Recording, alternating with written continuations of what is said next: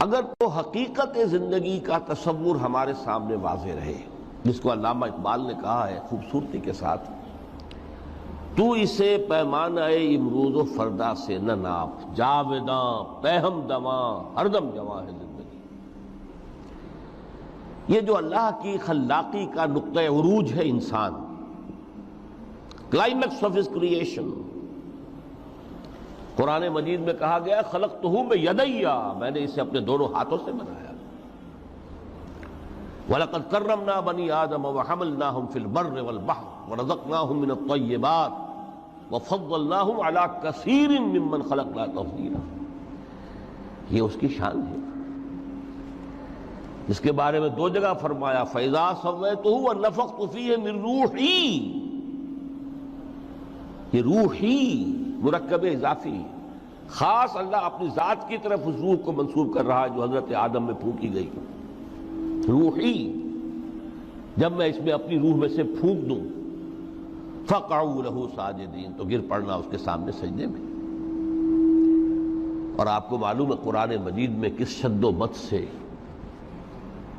اور کس تکرار کے ساتھ یہ بات واضح کی گئی کہ تمام ملائکہ سجدے میں گر گئے، نو ایکسیپشن۔ فَسَجَدَ الْمَلَائِكَةُ كُلُّهُمْ أَجْمَعُونَ، تین الفاظ جو ہیں تاکید کے لیے، سجدہ کیا الملائکہ، حصر ہے، الف لام لام حصر ہے، تمام فرشتوں نے سجدہ کیا۔ پھر کہیں تمہیں مغالطہ نہ رہ جائے کہ شاید جبرائیل نہ ہو اور بڑے نہ اسرافیل، نہیں، کلہم، سب کے سب۔ پھر مزید کہیں تمہیں شبہ نہ رہ جائے، اجمعون، سب نے سجدہ کیا۔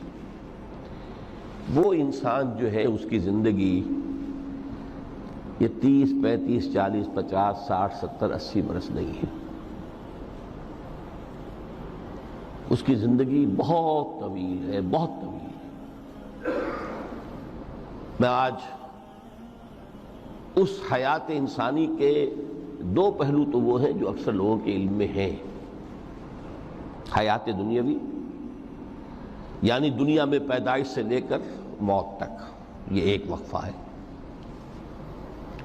پھر یہ کہ اس کے بعد حیات اخروی ہے جس کا آغاز ہو جائے گا عالم برزخ سے، پھر بعث بعد الموت ہے، پھر حیات اخروی، یہ سب جانتے ہیں۔ لیکن یہ کہ اس دنیا میں آنے سے پہلے بھی ہم ایک زندگی گزار آئے ہیں، اور بدقسمتی سے اس کا تصور بہت کم لوگوں کو حاصل ہے۔ اور عہد حاضر کے جو ریشنلسٹ قسم کے عقلیت زدہ میں کہتا ہوں انہیں، یا عقلیت گزیدہ، عقلیت سے ڈسے ہوئے لوگ، وہ ان چیزوں سے اباہ کرتے ہیں، دور بھاگتے ہیں۔ ہماری پہلی تخلیق ہوئی تھی عالم ارواح میں، الارواح جنود مجندہ، لشکروں کے لشکر تھے۔ آدم سے لے کر آخری انسان جو دنیا میں پیدا ہوگا قیامت تک، سب کی ارواح عالم ارواح میں پیدا کر دی گئی۔ وہاں عہد لیا گیا الست بربکم قالوا بلا، کیا میں تمہارا رب نہیں ہوں، مالک نہیں ہوں؟ ہم سب نے عہد کیا تھا، کیوں نہیں؟ شہیدنا، ہم گواہ، یہ عہد الست۔ اور ظاہر بات ہے کہ عہد جو ہوتا ہے جب تک انسان کو اپنی ذات کا شعور نہ ہو، خود شعوری نہ ہو، آپ دنیا میں معاہدہ کرتے ہیں تو کہتے ہیں کہ بقائمی ہوش و حواس میں یہ عہد کر رہا ہوں، معاہدہ کر رہا ہوں، تو ظاہر بات ہے کہ اس وقت ہم تھے اور ہوش و حواس کے ساتھ تھے، خود شعوری کے ساتھ تھے، لیکن صرف ارواح تھی، جسد نہیں تھے۔ اور یہی ہے وہ مقام جس کے بارے میں حضور نے سے جب پوچھا گیا کہ متى وجبت لک النبوۃ یا رسول اللہ، اللہ کے رسول آپ کو نبوت کب ملی؟ تو آپ نے فرمایا والآدم بین الماء والطین، ابھی آدم کا حیولہ جو ہے ابھی گارا گوندھ ہی رہا تھا، پانی اور گارے کے درمیان ہی تھے آدم، کہ میں اس وقت بھی نبی تھا۔ عالم خلق کا ابھی آغاز نہیں ہوا، ابھی عالم ارواح میں بھی جو تمام ارواح ہیں وہ اپنی امتیازی شان کے ساتھ ہیں۔ روح محمدی صلی اللہ علیہ وسلم، جس سے اگر نور محمدی کہیں تو غلط نہیں ہے، اس لیے کہ ارواح کا جو مادہ تخلیق ہے وہ نور ہے۔ جیسے فرشتوں کا مادہ تخلیق نور ہے۔ مسلم شریف میں حضرت عائشہ صدیقہ رضی اللہ تعالی عنہ سے روایت موجود ہے، اللہ نے فرشتوں کو نور سے پیدا کیا۔ روح، فرشتے روح ہیں، ارواح ہیں، روح القدس، روح الامین، اور ارواح انسانیہ بھی روح ہے، یہ سب ان کا مادہ تخلیق نور ہے۔ اس وقت ہم پیدا کیے گئے، صرف ارواح کی شکل میں ہم سے عہد لیا گیا اور پھر سلا دیا گیا۔ یہ پہلی موت تھی جو ہم پر وارد ہوئی ہے اس دنیا میں آنے سے پہلے،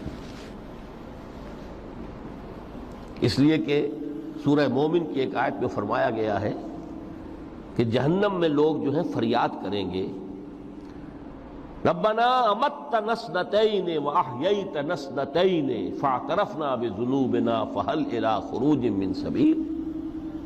اے اللہ تو نے ہمیں 2 مرتبہ مارا، 2 مرتبہ زندہ کیا،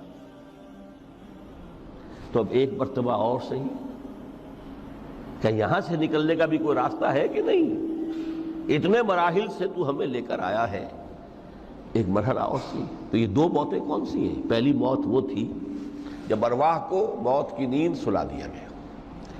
پھر عالم خلق، جسے آج سائنٹسٹ کہتے ہیں، جس کا نقطۂ آغاز ہے بگ بینگ، عالم ارواح اس سے پہلے کی شے ہے، اس تک سائنس نہیں پہنچ سکتی، وہ سائنس سے ماوراء ہے۔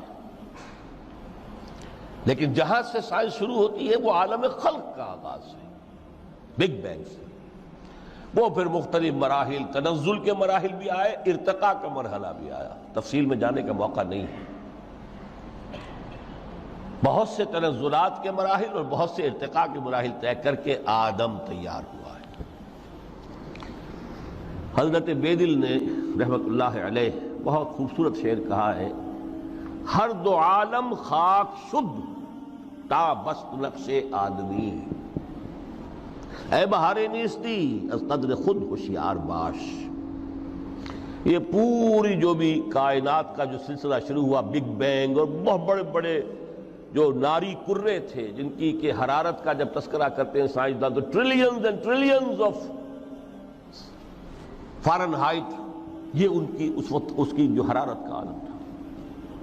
لیکن پھر وہ ٹھنڈے ہوئے، کچھ اس میں سے کچھ، پھر خاک کی تہ جو ہے زمین کے اس کرے پر آئی، ہر 2 عالم خاک شد۔ یہاں سے اب آدم کا حیولہ تیار ہوا، تا بست نقش آدمی۔ اس کے بعد ارتقائی مراحل ہیں، اور پھر آدم کی وہ روح جو کولڈ سٹوریج میں تھی، جب وہ لا کر پھونکی گئی ہے، جسد آدم جو ہے وہ مسجود نہیں تھا، مسجود تو تب بنا ہے جبکہ اس میں روح آدم وہ لا کر پھونک دی گئی۔ فَإِذَا سَوَّيْتُهُ وَنَفَخْتُ فِيهِ مِن رُوحِي فَقَعُوا لَهُ سَاجِدِينَ۔ یہاں سے حیات دنیاوی کا آغاز ہو گیا۔ پھر وہ سلسلہ تناسل ہے، آدم اور حوا کی نسل میں سے ہر بچہ 4 ماہ کے بعد جب اس کا ایک حیولہ رحم مادر میں تیار ہو جاتا ہے، حدیث ہے متفق علیہ عبداللہ ابن مسعود سے رضی اللہ تعالی عنہ، اور جس کے اندر آغاز میں وہ کہتے ہیں کہ حضور نے ہمیں یہ بتایا، وَهُوَ الصَّادِقُ الْمَصْدُوقُ، دیکھنا تم کہیں شک میں نہ پڑ جانا، محمد کون ہے؟ الصادق المصدوق، جو سچے ہیں، جن کی سچائی کی اللہ گواہی دیتا ہے، کہ رحم مادر میں 40 دن تم نطفے کی شکل میں ہوتے ہو، پھر 40 دن علقہ کی شکل میں ہوتے ہو، پھر 40 دن تو مضغہ کی شکل میں ہوتے ہو، پھر اللہ تعالیٰ فرشتے کو بھیجتا ہے جو اس میں روح پھونکتا ہے۔ وہی عمل جو آدم کے جسد حیولہ کے ساتھ ہوا تھا، ہر ابن آدم اور بنت آدم کے لیے وہی عمل ہے کہ جو رحم مادر میں 4 مہینے کے بعد دہرایا جاتا ہے۔ یہاں سے حیات دنیاوی شروع ہوئی، پھر موت، یہ دوسری موت ہے۔ اب پہلی موت تو وہ تھی، لیکن دوسری موت یہاں سیپریشن ہو جائے گی۔ جو زمین سے آیا تھا تخلیقی مادہ، وہ جسم میں گیا، جسم زمین میں گیا، گل سڑ کر ختم ہوا۔ جو وہاں سے روح آئی تھی وہ اس زمینی وجود کا جو لب لباب ہے، جان، نفس، اس کو لے کر اپنے ساتھ، اور وہ جائے گی عالم بالا کو۔ پھر یہ ایک وقفہ ہے، پھر بعث بعد الموت ہے۔ تو احیاء بھی 2 ہو گئے، ایک مرتبہ پہلی موت کے بعد زندہ کیا اس عالم میں، آنکھ کھلی اس عالم میں ہماری. یہ پہلا احیا تھا. کیف تکفرون باللہ وکنتم امواتا فاحیاکم ثم یمیتکم ثم یحییکم ثم الیہ ترجعون. دوسرا احیا وہ ہوگا قیامت کے دن بعث بعد الموت، اور پھر اس کے بعد وہ زندگی ابدی زندگی ہے، ہمیشہ کی. یہ تصور سامنے رکھیے. تو یہ جو تھوڑا سا وقفہ، یہ تو زندگی بہت طویل ہے. تو اسے پیمانہ امروز و فردا سے نناب جاویداں پہم دماں ہر دم جواں ہے زندگی. اس میں یہ وقفہ جو ہے خلق الموت والحیات لیبلوکم ایکم احسن عملا، یہ اس جسد کے ساتھ اس روح کا اتصال، اور یہ 30 40 50 60 70 80 100 برس کی عمر، یہ ایک وقفہ ہے. یہ امتحانی وقفہ ہے. تمہیں جانچا جا رہا ہے، پرکھا جا رہا ہے. ایکم احسن عملا، اس کو بھی اقبال نے اسی نظم میں خوب بیان کیا ہے کہ قلزم ہستی سے تو ابھرا ہے مانند حباب، اس نیا خانے میں تیرا امتحان ہے زندگی. اب اگر تو دو چیزیں انسان پر واضح رہیں، اور نہ صرف واضح رہیں، مستحضر رہیں. واضح تو ہو جاتی ہے ایک چیز، پھر آدمی بھول جاتا ہے تو کوئی فائدہ نہیں دیتا اس کے. مستحضر ایک یہ کہ اصل زندگی آخرت کی زندگی ہے، طویل ہے. بل توسرون الحیات الدنیا والآخرۃ خیر وابقیٰ کلا بل تحبون العاجلہ وتذرون الآخرہ.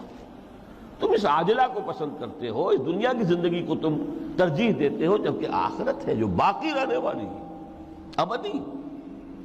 اگر تو یہ معلوم ہو، جیسا کہ سورہ عنکبوت کی آیت کے حوالے سے میں نے